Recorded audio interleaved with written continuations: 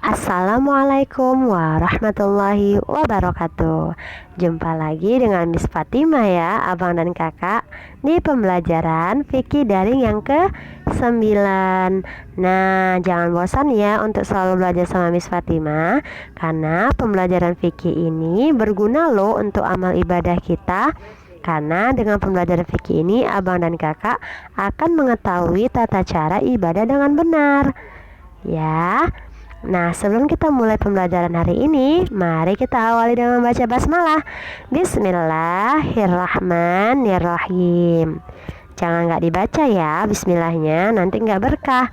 Allah nggak akan memberikan suatu ilmu kepada seseorang yang tidak mau membaca basmalah.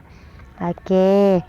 Hari ini kita akan membahas mengenai hal-hal yang dapat membatalkan wudhu. Nah, abang dan kakak pasti pada tahu nih apa saja yang membatalkan wudhu seseorang. Ayo coba abang dan kakak sebutkan apa saja yang membatalkan wudhu. Coba sebutkan satu saja. Dihitung ya. 1, 2, 3. Iya, benar sekali. Itu salah satu yang membatalkan wudhu. Yuk kita simak apa saja yang membatalkan wudhu. Nah, yang membatalkan wudhu itu ada 6. Yang pertama adalah buang air kecil atau besar.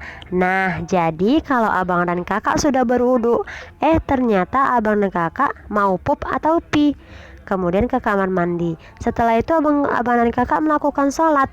Nah, nggak boleh ya, karena wudhu abang dan kakak sudah batal. Karena abang dan kakak sudah buang air kecil dan air besar, maka harus diulang kembali wudhunya. Nah, paham ya? Nah, yang kedua itu adalah keluar angin dari dubur. Apa itu Miss dubur? Dubur itu berarti dari bokong kita, dari bagian belakang ya.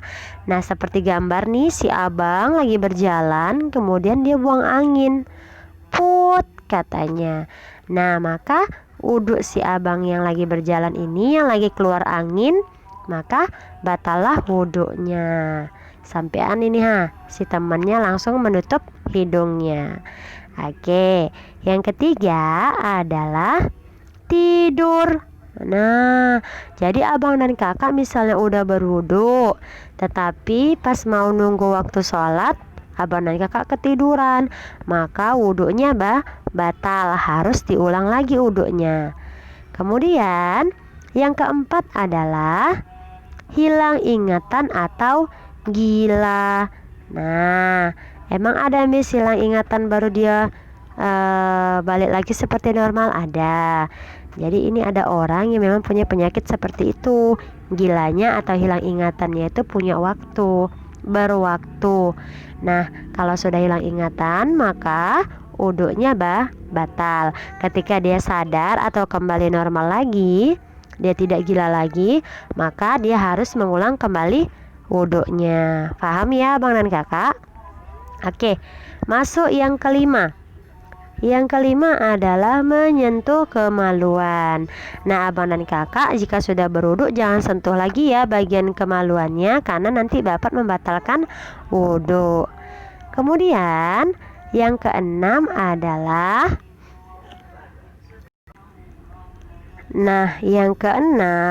itu adalah bersentuhan kulit laki-laki dan perempuan yang bukan mahram ya abang dan kakak, artinya yang berlawan jenis. Jadi kalau misalnya abang dan kakak sudah berwudu kemudian gak sengaja tersentuh dengan kulit yang berlawan jenis dengan kita atau yang bukan mahramnya, maka wudhunya batal ya abang dan kakak. Maka wajiblah kembali mengulangi wudhunya. Jadi jika misalnya yang keenam ini, salah satu yang keenam ini yang kita pelajari hari ini terjadi setelah kita berwudhu, maka wudhunya wajib diulang. Paham ya abang dan kakak? Oke, alhamdulillah.